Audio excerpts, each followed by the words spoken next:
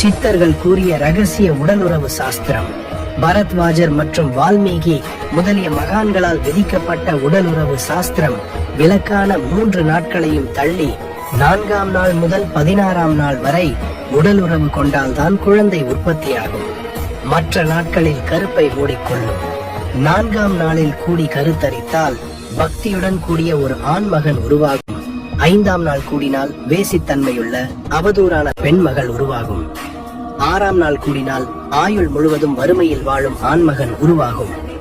7ஆம் நாள் கூடினால் தன் கணவனுடனும் பிறருடனும் வாழும் ஒரு பெண்மகள் உருவாகும். 8ஆம் நாள் கூடினால் பக்தியுள்ள யாவரும் போற்றும் அற்புத ஆண்மகன் உருவாகும். 9ஆம் நாள் கூடினால் கற்புக்கரசியாய் பக்தியுள்ளவளாய் பூரண ஆயுளோடு கூடிய பெண்மகள் உருவாகும்.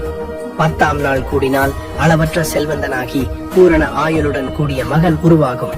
11ஆம் நாள் கூடினால் மகா பதிவிரதை உலகறிந்த உபகாரியான அழகுடைய பெண்மகள் உருவாகும். 12ஆம் நாள் கூடினால் சன்மார்க்க சாதனையாளனாக உலகம் புகழும் ஆண்மகன் உருவாகும். 13ஆம் நாள் கூடினால் ஆடல் பாடல்களில் வல்லவனாய் பூரண ஆயுளுடன் வாழும் பெண்மகள் உருவாகும்.